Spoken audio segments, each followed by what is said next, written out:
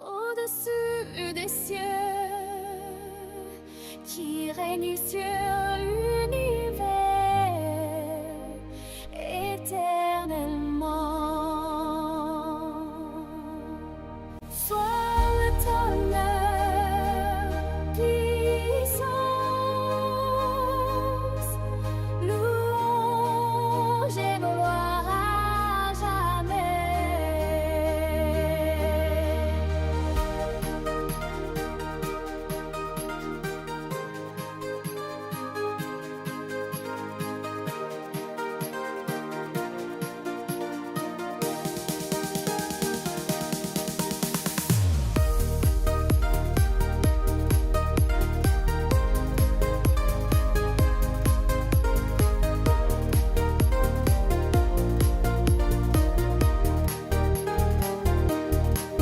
Sois tonnerre, puissance.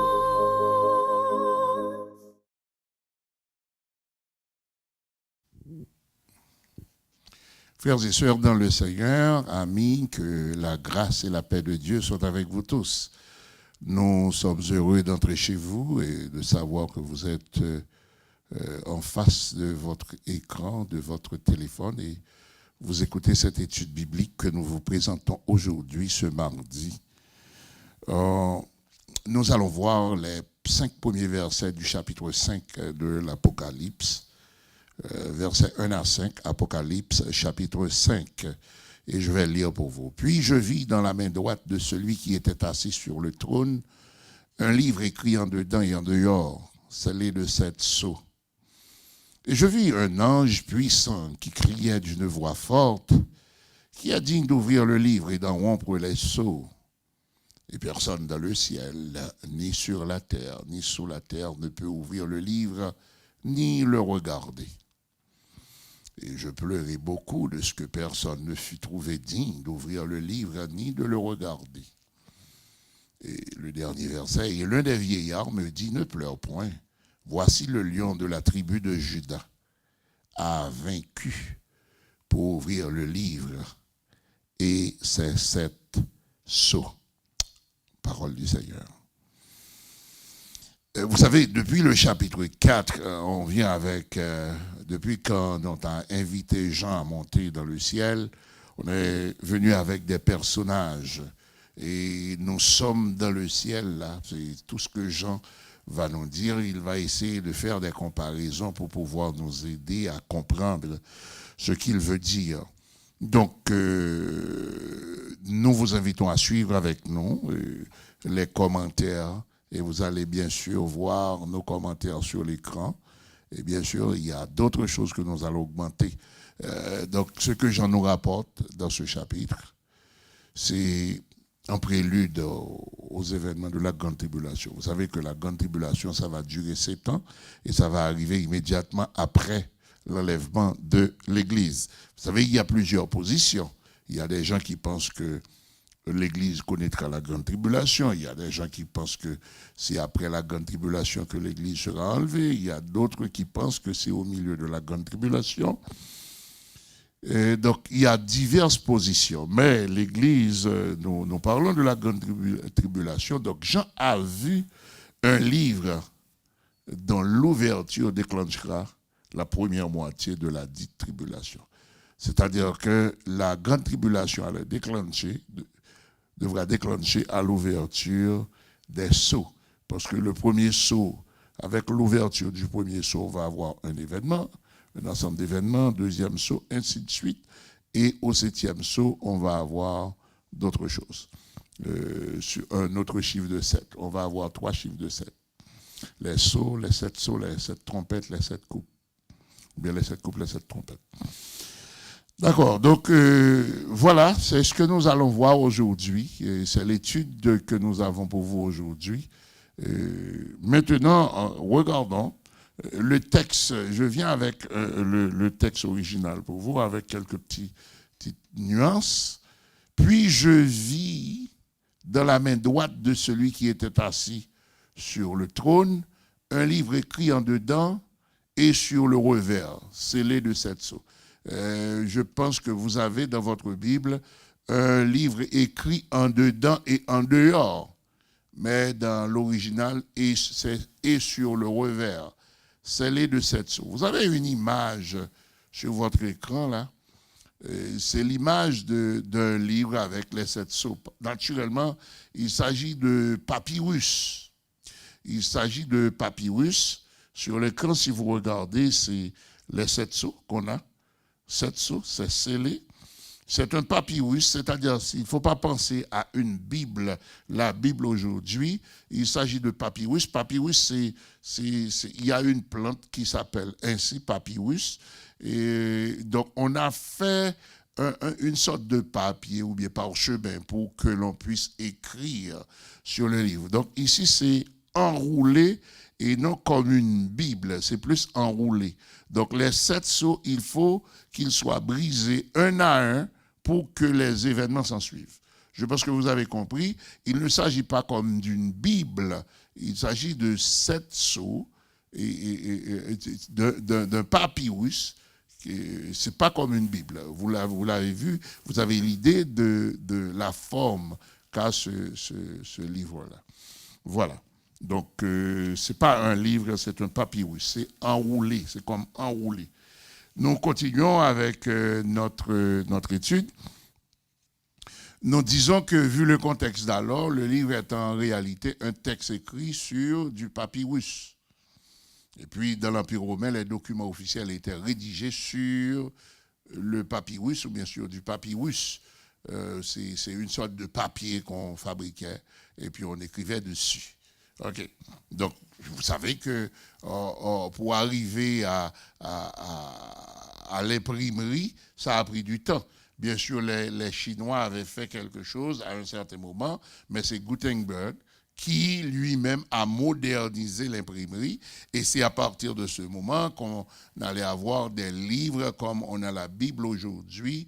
Et c'est un des événements qui a favorisé le mouvement de Luther, de Martin Luther. Et c'est exactement cette modernisation de l'imprimerie par Gutenberg. Donc, on avait changé la forme de production de livres. C'était plus de papyrus, mais c'était des livres. C'est une petite ouverture, je sais que vous savez tout ça. Maintenant, après la rédaction de ces 10 documents, on les scellait de 7 sceaux pour prévenir d'éventuelles falsifications. C'est-à-dire que sceller de 7 sceaux, c'est quelque chose qu'on faisait dans l'Empire romain pour exactement protéger ces livres de falsification. Donc, on a ici 7 sceaux. Ne posez même pas de question pourquoi les 7 sceaux. C'est parce que c'est ce qu'on faisait pour protéger le document de toute falsification. Dans le contexte de l'Apocalypse, à chaque fois qu'on brise un sceau, eh bien, ça devait annoncer un événement. Il y a un événement qui allait se produire et tous les événements, c'est avec les sceaux. C'est avec le brisement d'un sceau ou bien la cassure d'un sceau, la rupture d'un sceau, et c'est ce qui allait faire déclencher un événement. Le personnage assis sur le trône, c'est l'être suprême qui a en main le devenir de l'humanité. C'est important ça. C'est le personnage sur le trône qui a le papyrus, le livre en main. C'est le personnage qui est sur le trône. Et ici, celui qui est sur le trône, c'est Dieu. C'est l'être suprême. C'est lui, ce qu'il a en main là, détermine l'avenir de l'humanité. C'est hyper important. Ça définit, ça détermine l'avenir de l'humanité, c'est-à-dire que à chaque fois qu'il y a un sceau ouvert, il y a un événement, c'est conditionné. Donc, en main, le personnage avait le devenir de l'humanité. Ces versets sont étroitement liés, c'est-à-dire, si on prend verset 1er, verset 2, verset 3, verset 4, verset 5, particulièrement versets 2, 3 et 4, sont étroitement liés. Si je refais la lecture pour vous, 3, 4 et 5. Et personne dans le ciel, ni sur la terre, ni sous la terre, ne put ouvrir le livre, ni le regarder. Et je pleurais. Pourquoi il pleure? Parce que personne ne pouvait ouvrir le livre. Et je pleurais beaucoup de ce que personne ne fut trouvé digne d'ouvrir le livre. Et pourquoi? Quel est le motif de l'intervention du vieillard? Et l'un des vieillards me dit, ne pleure point. Voici le lion de la tribu de Juda, le rejeton de David, a vaincu pour ouvrir le livre. Donc, ce sont des versets étroitement liés. En effet, dans les 3 textes, il est question d'un sceau qui pose un défi. Dans les 3 textes, quand nous disons dans les 3 textes, c'est versets 2, 3 et 4, c'est un sceau, ou bien des sceaux qui posent un problème. On ne peut pas briser ces sceaux-là pour ouvrir un livre, et puis c'était le défi. Il est question d'un sceau qui pose un défi. Sans identifier l'ange qui lance le défi, Jean s'est contenté de souligner ce qui suit. Et je vis un ange puissant qui criait d'une voix forte. Et je vis, c'est un passé simple, et je vis un ange puissant qui criait d'une voix forte, et nous disons peut-être que c'est l'ange Gabriel, dont le nom signifie héros de Dieu. On le retrouve dans Daniel chapitre 8, le verset 16, nous allons voir ce verset. C'était l'ange Gabriel, on a l'ange Gabriel qui devait annoncer l'arrivée de Jésus-Christ sur terre, l'incarnation de Jésus-Christ. Donc l'ange Gabriel souvent est utilisé, donc nous disons que c'est peut-être l'ange Gabriel, mais nous ne sommes pas capables de dire que c'était l'ange Gabriel. Parce que Jean s'est contenté de nous dire, un ange puissant criait d'une voix forte. Qui est cet ange? Quel est son nom? On n'a pas son nom. C'est peut-être Gabriel, mais nous ne sommes pas capables de dire avec certitude 100% que c'est bien Gabriel. Maintenant, nous allons lire Daniel chapitre 8, verset 16, pour voir cet ange dans son ministère, l'ange Gabriel dans son ministère. Et j'entendis la voix d'un homme au milieu de l'Ulaï. Il cria et dit, Gabriel, explique-lui la vision, parce que Daniel avait une vision, donc il fallait que quelqu'un lui explique, lui en donne des explications. Et celui qui lui a donné les explications, c'est bien l'ange Gabriel. Parce que le personnage a demandé, a ordonné à Gabriel de donner des explications à Daniel. Donc c'est bien Daniel chapitre 8, le verset 16. Et nous continuons. D'une part, l'ange dont l'identité n'est pas révélée pose la question suivante. Il y a une question. La question, qui est digne d'ouvrir le livre et d'en rompre les sceaux? La question est claire, sans ambiguïté, et puis on sent le côté défi de la question.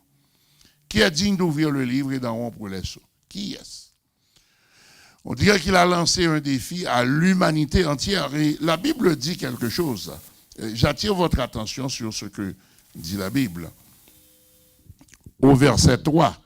Et personne dans le ciel, ni sur la terre, ni sous la terre, ne peut ouvrir le livre, ni le regarder. Cela veut dire que ce n'était pas un défi à l'humanité entière, comme je le dis là, c'est encore plus, parce que puisqu'on parle de dans le ciel et sur la terre, puisque nous avons affaire à des humains, nous disons les humains, mais ce n'était pas seulement les humains, c'est l'univers, y compris le ciel.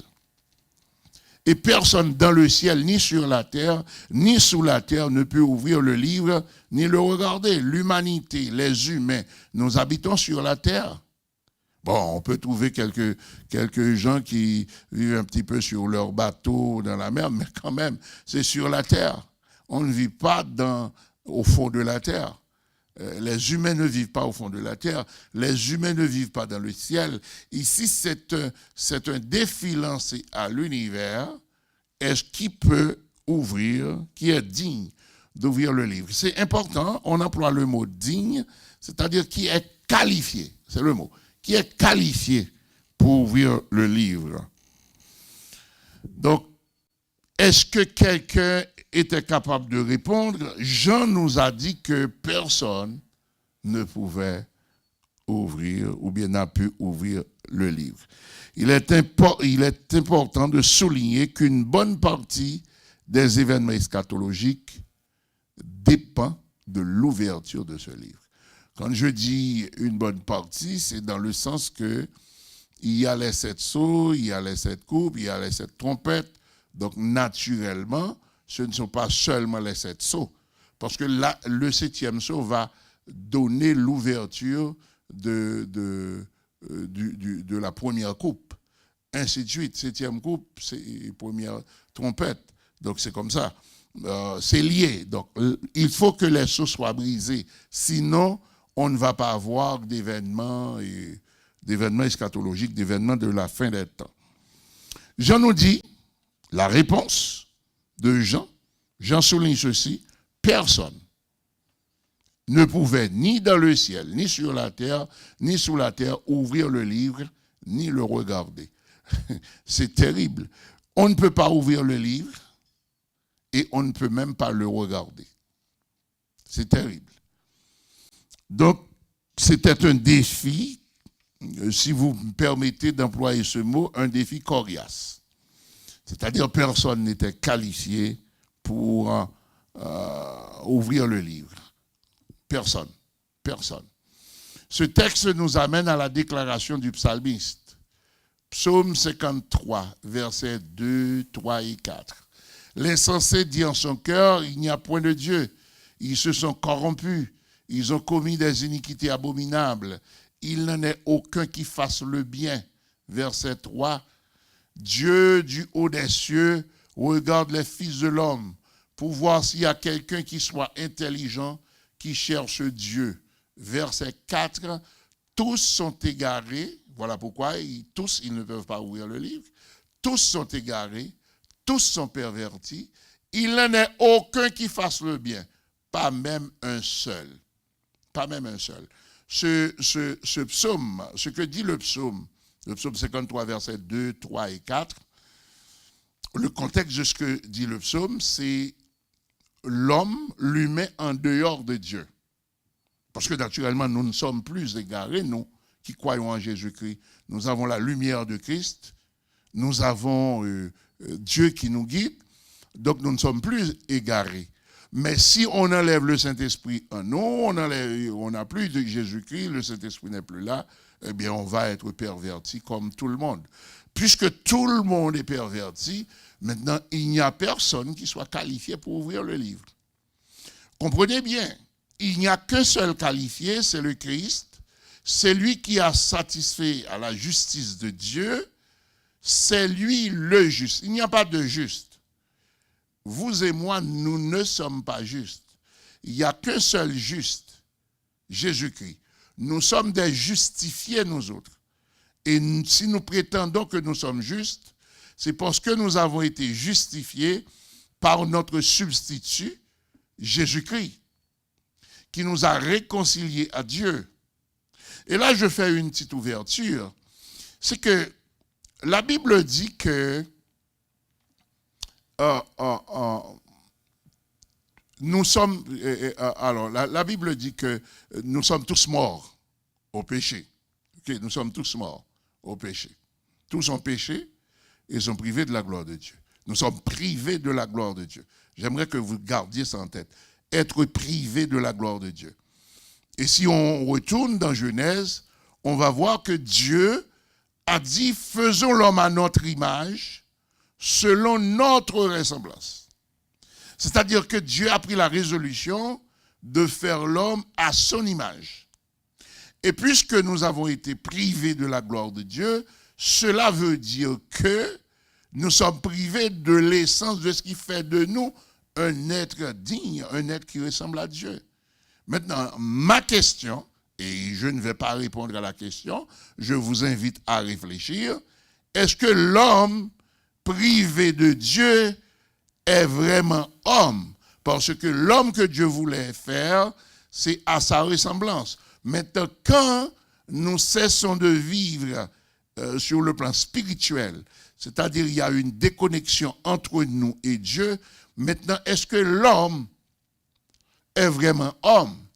Ou bien l'homme cesse d'être l'homme parce que ce que Dieu voulait faire, eh bien, il devait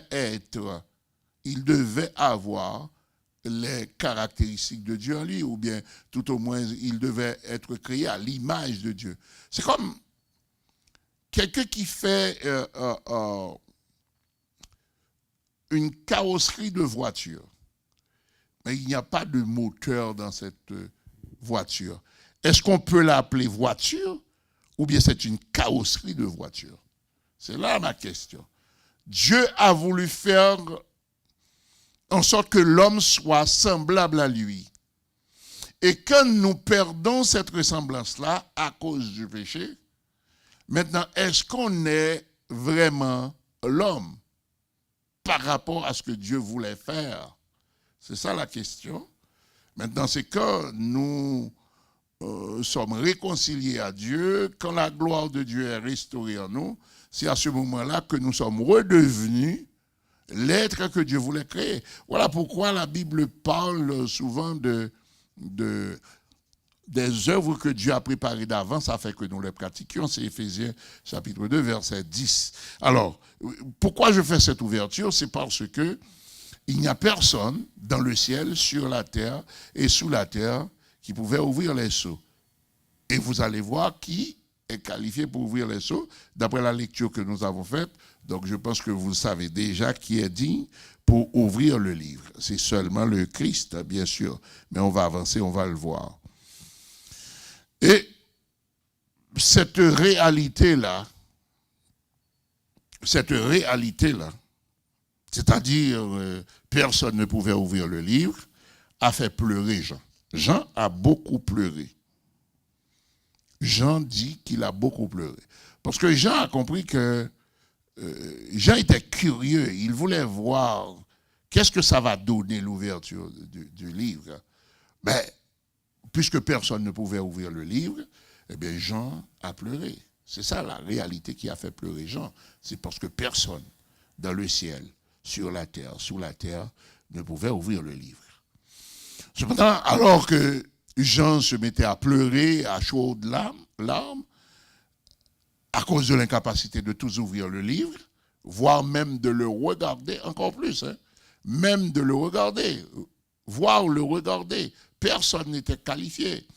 L'un des vieillards alors s'est approché de Jean pour lui dire, non, ne pleure point là, tu n'as pas besoin de pleurer. Voici, il a vaincu. Qui a vaincu? Le lion de la tribu de Juda, la racine de David, on dit le rejeton ou bien la racine de David, c'est la même chose, pour ouvrir le livre et ses 7 sceaux.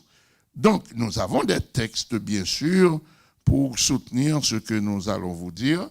Nous avons des textes bibliques que nous allons utiliser pour tout vous expliquer. Donc, ne pleure point, il a vaincu, le lion de la tribu de Juda a vaincu pour ouvrir le livre. On ne dit pas quel est le nom, on l'identifie comme le lion de la tribu de Juda, comme la racine de David, ou bien le rejeton de David. Eh bien, c'est comme ça qu'on l'a identifié. Et on sait c'est qui, mais il est important de trouver des textes bibliques qui nous disent que c'est bien ce personnage-là que nous savons tous. Le lion de la tribu de Juda est l'un des titres de Jésus, le Messie. Ce titre est vétérotestamentaire, c'est-à-dire que dans l'Ancien Testament, je vais vous donner des références, que ce titre a annoncé même la venue de Christ depuis l'Ancien Testament, c'est-à-dire le lion de la tribu de Juda. En effet, Jésus est le Shiloh. Ça s'écrit de 2 bannières, donc j'écris les 2 pour vous. Jésus est le Shiloh annoncé par Jacob. Ok, Shiloh, paix ou celui qui apporte la paix, ou celui à qui tout appartient. C'est ça le mot Shiloh signifie.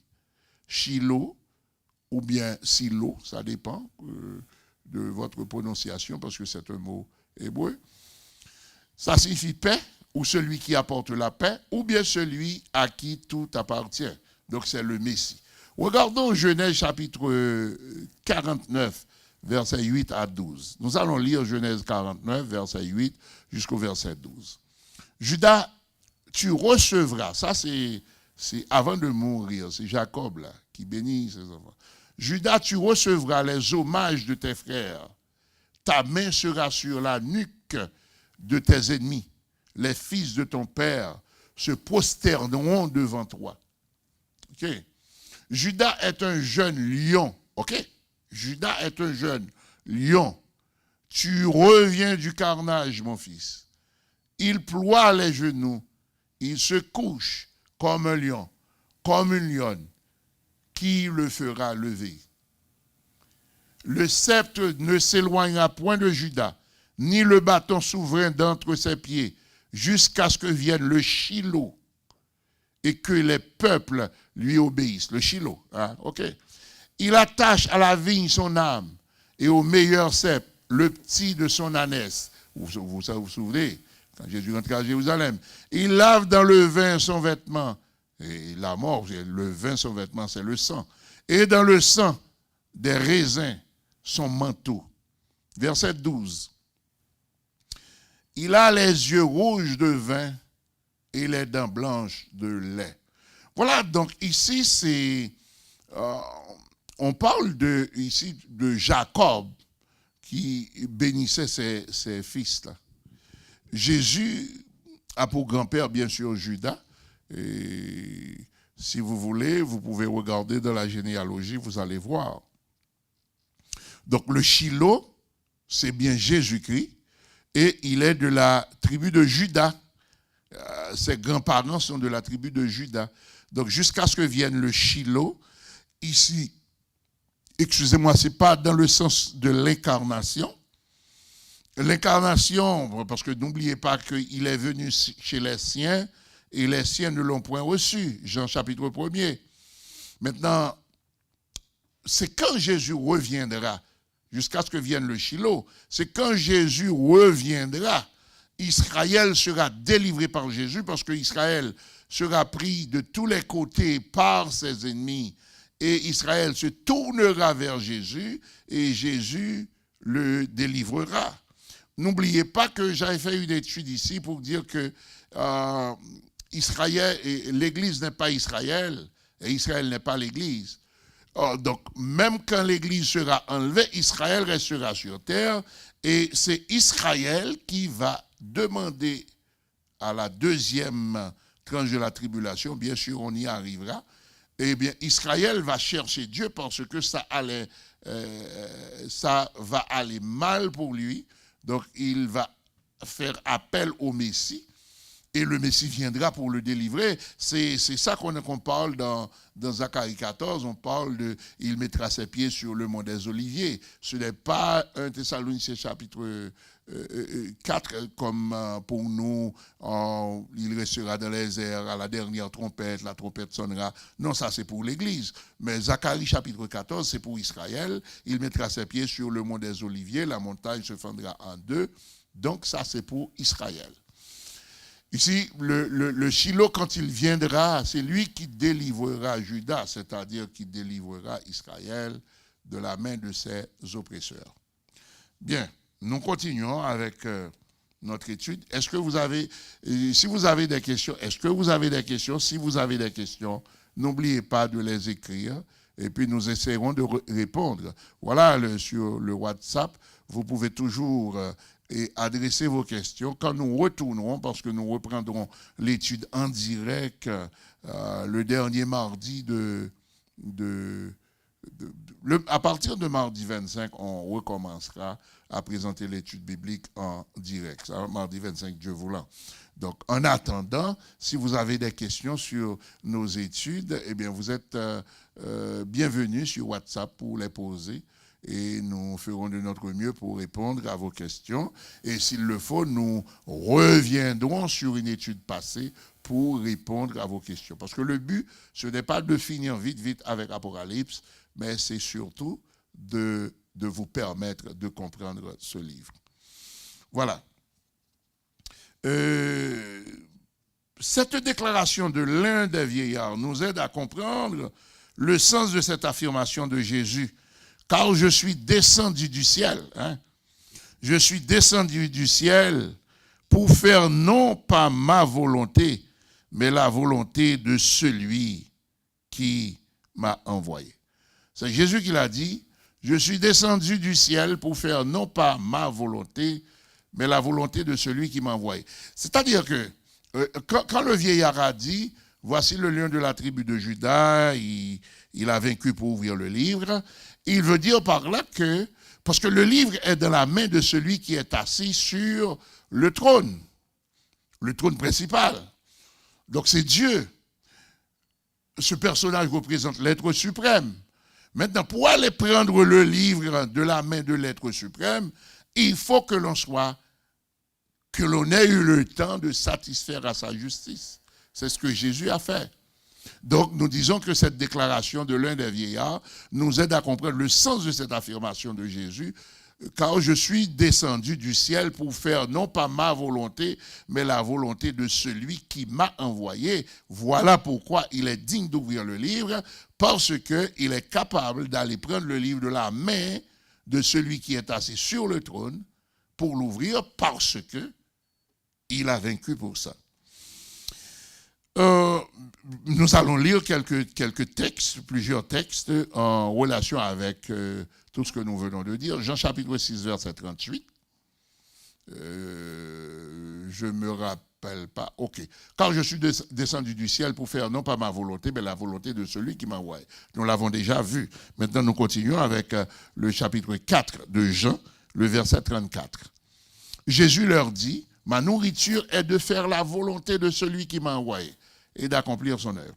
C'est-à-dire que Jésus n'avait pas d'autres objectifs. Ici, c'est sa réponse à ses disciples quand il le pressait de manger. Il parlait à la femme samaritaine, et puis les disciples sont arrivés, ils l'ont trouvé en train de parler à la femme, et puisqu'il était allé chercher de la nourriture, il savait que Jésus avait faim, et qu'eux aussi avaient faim, donc il pressait Jésus à manger. Et Jésus de leur répondre, ma nourriture, c'est de faire la volonté de mon Père. C'est-à-dire que c'est un type qui n'a pas eu peur de souffrir, mais tout en faisant la volonté de Dieu. Chapitre 5, verset 30, Jean chapitre 5, verset 30, je ne puis rien faire de moi-même, selon que j'entends.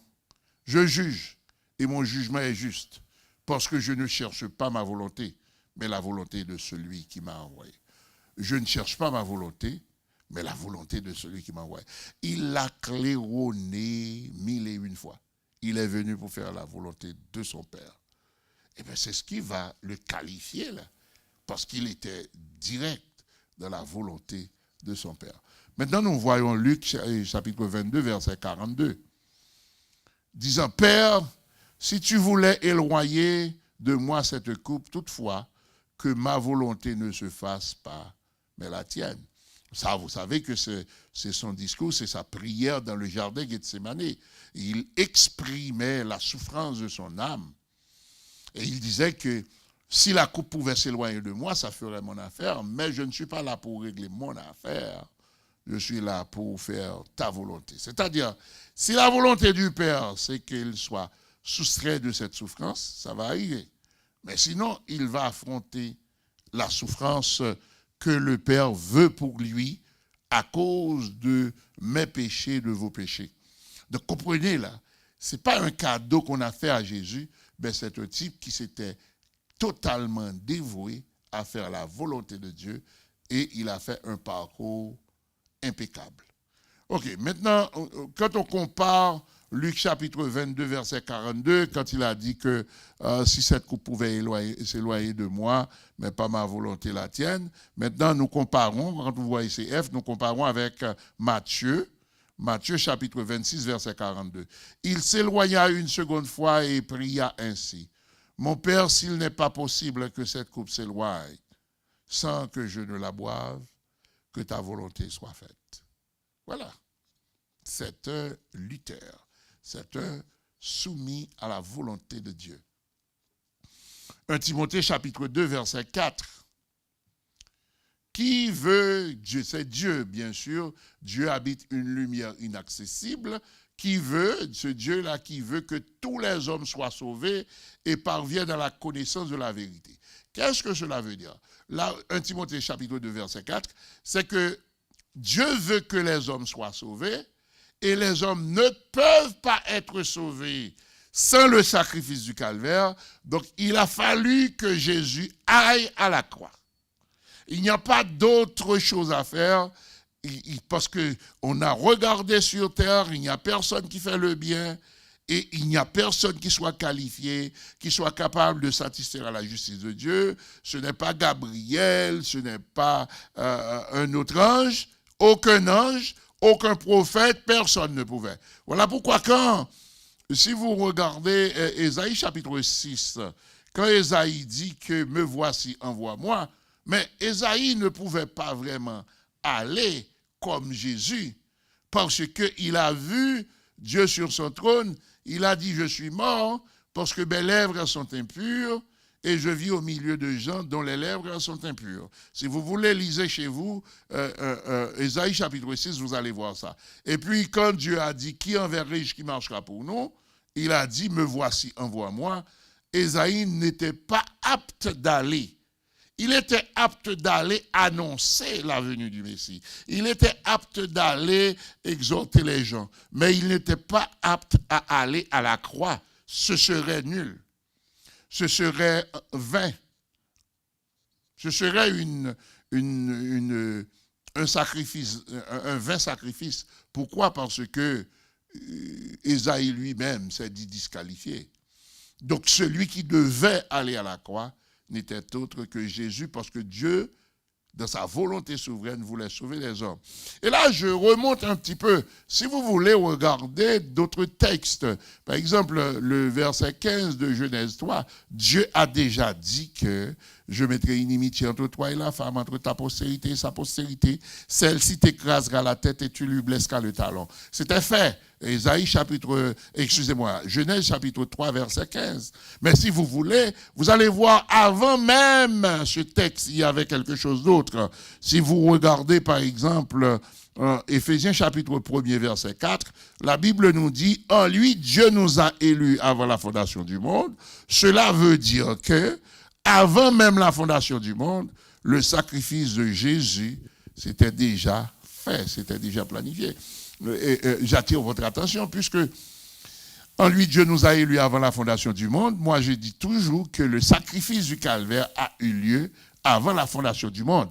Mais c'est dans la dimension spirituelle. Dans la dimension spirituelle, c'était déjà fait. Parce que pour que Dieu puisse nous élire en Jésus-Christ, il a fallu que le sacrifice ait eu lieu. Donc, sur le plan spirituel, j'ai bien dit, sur le plan spirituel, le sacrifice a eu lieu avant la fondation du monde, sur le plan spirituel. Et je me base sur Éphésiens chapitre 1er, verset 4 pour le dire. Maintenant, dans le jardin d'Éden, Genèse chapitre 3, verset 15, on a eu ce sacrifice sous forme symbolique. Quand Dieu a tué des animaux, il a pris la peau pour revêtir Adam et Ève qui avaient sur eux des feuilles. Eh bien, Dieu a en quelque sorte fait poser l'acte dont nous parle Isaïe, je crois Isaïe chapitre 61 verset 10, quand il parle de vêtements du salut. Vêtements du salut. Donc, ce geste que Dieu a posé dans le jardin d'Éden, c'est un geste de vêtements du salut. C'est-à-dire, il a couvert Adam et Ève de la peau d'un animal, symbole du sacrifice du calvaire. Et le sacrifice du calvaire, comme vous le savez tous, comme nous le savons tous, a eu lieu sur le plan matériel. Sur le plan historique, c'est à Golgotha, vers l'an 30, l'an 33, comme ça. Voilà. C'est ça, là. Donc, Jésus, sa qualification, c'est grâce à ses souffrances à la croix. Alors, voilà pourquoi, frères et sœurs, moi, je ne comprends pas ceux qui veulent une vie chrétienne sans problème, sans difficulté, une vie chrétienne de délivrance quotidienne, une vie chrétienne acceptée par tous, et qui soit agréable. Non, mais écoutez, la vie chrétienne ne peut pas être agréable, parce que si quelqu'un veut venir après moi, qu'il renonce à lui-même, qu'il se charge chaque jour de sa croix et qu'il me suive. Si on doit suivre un homme qui est allé à la croix, nous ne pouvons pas vouloir avoir des roses sur notre parcours. Chaque jour des roses, et tout aille bien, tout coule bien, ça n'existe pas. Ça n'existe pas. Paul va dire que nous sommes héritiers de Dieu. Si nous sommes enfants, nous sommes héritiers de Dieu, co-héritiers de Christ, si toutefois nous souffrons avec lui afin de régner avec lui. C'est-à-dire que si on veut avoir l'héritage de Jésus-Christ, être assis à la droite de Dieu, être dans le ciel, etc., donc il y a la souffrance. La souffrance fait partie du lot. Et je vous en parle, je vous le dis. Maintenant, nous allons voir l'assertion du vieillard. Deuxièmement, nous disons que l'assertion du vieillard aide aussi à mieux réaliser l'incidence majeure. C'est très important. L'incidence majeure qu'auraient eu les tentatives répétées du malin visant à dévier, voire à soustraire le Messie de la volonté de son Père. J'aime attirer le regard des gens sur ces deux chapitres de Matthieu, le chapitre 3 et le chapitre 4. C'est très important, ces deux chapitres, d'une importance capitale. Le premier chapitre, c'est-à-dire le chapitre 3, le premier, chapitre 3, nous présente Jésus qui était en train de recevoir son baptême d'eau. Et là, on a les trois personnes de la Trinité réunies. Le Fils qui était dans l'eau, le Saint-Esprit qui descend sous forme de colombe, et une voix s'est fait entendre des cieux, celui-ci est mon Fils bien-aimé, en qui j'ai mis toute mon affection. Si on remonte un petit peu dans le jardin d'Éden, on comprend que Satan a dominé sur ceux qui étaient appelés à dominer, c'est-à-dire sur Adam et Ève. Dieu a dit à Adam et à Ève, eh bien, vous allez dominer sur toute la création. Et puisque Satan a dominé sur Adam et Ève, cela veut dire qu'il a pris le contrôle aussi, entre parenthèses, de la création. Il a pris le contrôle. Maintenant, quand Jésus est arrivé pour recevoir le baptême, pour que le Saint-Esprit descende sous forme de colombe, pour que la voix se fasse entendre du ciel, celui-ci est mon Fils bien-aimé en qui j'ai mis toute mon affection, alors Satan a compris qu'il y a un problème, et sur le plan spirituel, ça a une portée résonante, ça a une portée indéniable. Et bien sûr, Satan était secoué. Alors il a compris que la chose à faire, c'est de dévier le Fils de la volonté de son Père. J'attire votre attention sur un autre texte. C'est Marc chapitre 5. Marc chapitre 5, quand Jésus rencontrait l'homme qui était chargé de mauvais esprits, les esprits ont dit à Jésus, l'esprit a dit à Jésus, il y avait plusieurs, c'est légion, c'est une légion, c'est-à-dire beaucoup d'esprits. Ils ont dit à Jésus, es-tu venu pour nous troubler avant le temps? Qu'est-ce que cela veut dire? C'est nous qui dominons maintenant sur la terre. Et ils identifient Jésus comme étant fils du Dieu très haut. Ils identifient Jésus comme fils du Dieu très haut. Et puis ils disent, es-tu venu pour nous troubler avant le temps? Qu'est-ce que cela veut dire? Nous savons que notre pouvoir n'est pas éternel. Mais en attendant, nous sommes là pour dompter l'humain. Donc, il y a un temps pour la fin, pour que nous soyons jugés et jetés dans la géhenne. Mais en attendant, il faut que nous fassions ce que nous voulons. Vous comprenez bien ce qui se passe.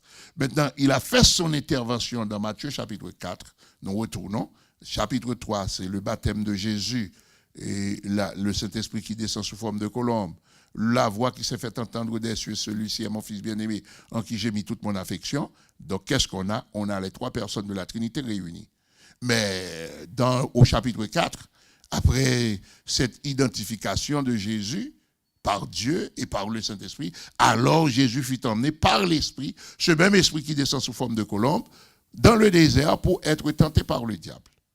Jésus fut emmené par l'Esprit. C'est-à-dire qu'il a fallu qu'il s'expose. Il a fallu qu'il accepte qu'il accepte de se soumettre à la tentation. Alors, écoutez, le malin, il a répété ses assauts contre Jésus pour voir comment il pourrait mettre fin à cette domination du Christ, parce que sur le plan spirituel, Jésus dominait totalement. Là où Jésus passait, Satan prenait la fuite. Il chassait les démons, etc. Il a donné même le pouvoir aux disciples pour chasser les démons. Et les disciples étaient tombés des nues. Ils sont revenus dire à Jésus dans Luc chapitre 10, même les démons sont soumis à nous. En ton nom, même les démons sont soumis à nous. C'est-à-dire que Jésus était venu pour dompter les démons et le malin voulait mettre fin à cette hégémonie, à cette domination. Mais il a échoué. Heureusement, il a échoué. Et c'est ce qui a qualifié Jésus pour ouvrir le livre. Nous avançons. Nous sommes près de finir. Et je pense que peut-être vous avez des questions. Et si vous en avez, n'oubliez pas le WhatsApp de l'Église. Et voilà. Donc, vous avez le WhatsApp de l'Église. Posez ces questions-là. Et il nous fera plaisir de vous répondre à notre retour. Malheureusement, mardi prochain, vous aurez encore, si Dieu le veut, vous aurez encore une étude enregistrée ou bien préparée à l'avance.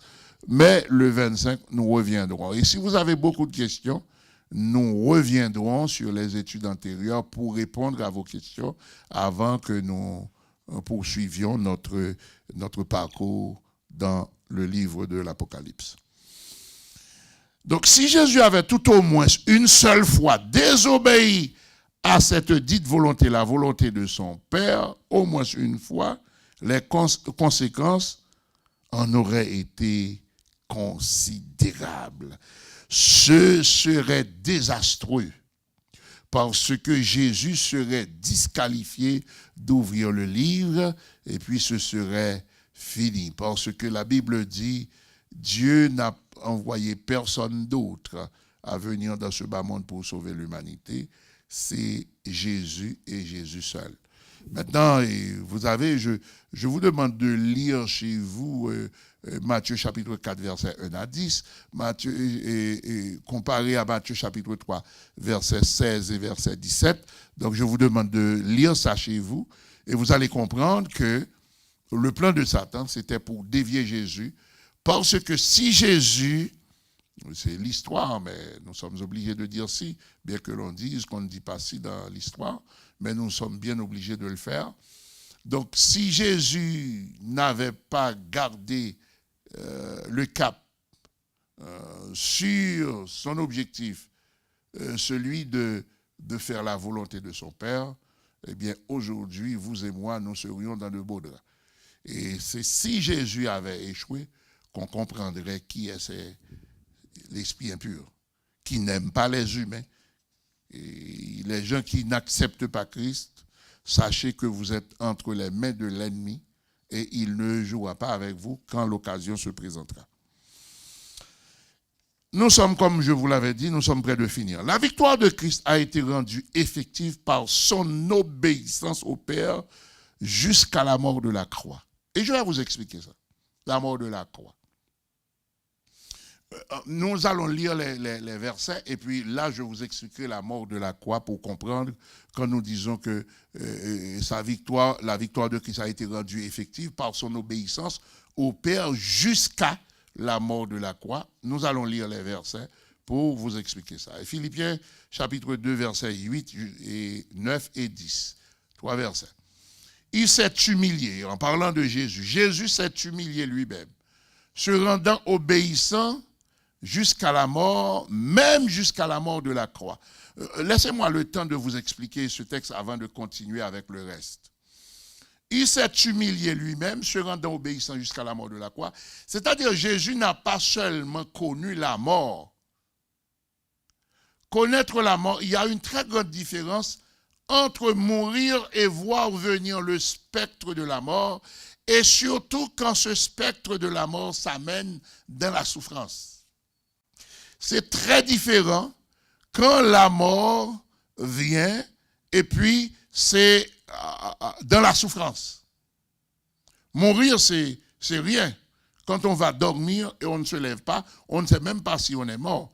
Et c'est exactement ce qu'Épicure a dit.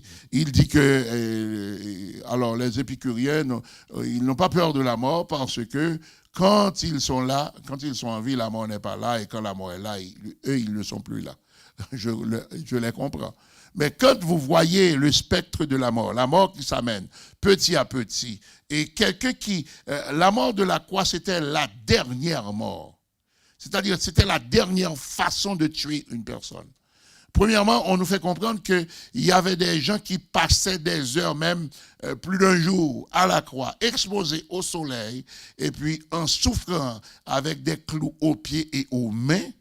C'est atroce, c'est terrible.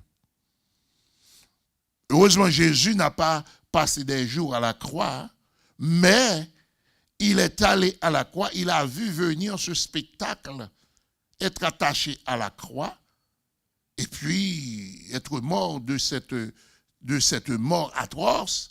C'est différent. Et puis cette mort, non seulement ça fait souffrir, mais ça fait souffrir moralement aussi, parce que c'était les pires bandits qu'on tuait ainsi. Voilà pourquoi, et quand on prend Pilate, Pilate a dit, écoutez, d'habitude, vous libérez une personne.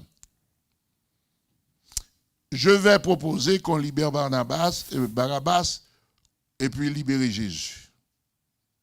Et les gens ont dit non, on peut libérer Barabbas. C'était excusez-moi l'expression, mes frères et mes sœurs, c'était le pire vagabond de l'heure. C'était le rébut de la société. Excusez-moi ces expressions-là, mais c'est exactement ça. C'était un rejeté de la société. Et pourtant, le peuple voulait qu'il soit libéré et que Jésus soit crucifié. Voilà pourquoi Pilate a dit, ah non, là je me lave les mains parce que je pense que vous ne voulez pas de cet homme, vous voulez qu'il soit mort. Si je peux proposer Barabbas et vous préférez qu'il meure et que Barabbas vive, eh bien bon, cela veut dire que c'est quelqu'un que vous ne voulez pas. Vous ne voulez pas de cet homme, vous ne voulez pas qu'il vive. Il a lavé ses mains pour dire c'est fini, il n'y a plus rien à faire. Donc Jésus a connu la pire mort. Ce n'était pas seulement la mort, mais la mort de la croix. C'est-à-dire, il y a la souffrance physique, il y a la souffrance morale, parce que les gens se moquent de vous, et les gens qui ne savent pas que c'est une injustice disent que, cette personne-là, si elle se trouve à la croix, c'est la pire personne au monde. OK? Et nous disons physique, psychique, et sur le plan psychique ou bien moral, c'était terrible.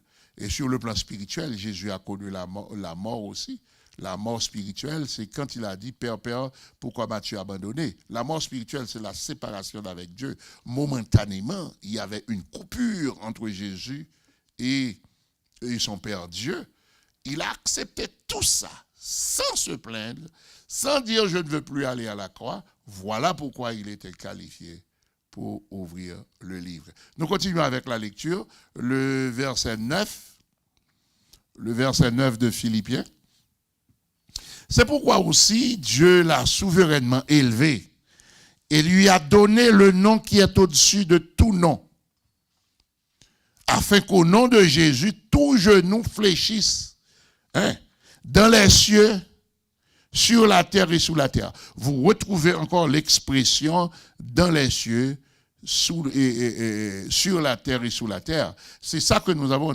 Il n'y avait personne dans les cieux, sur la terre et sous la terre pour ouvrir le livre. Mais Jésus est au-dessus de tout ça.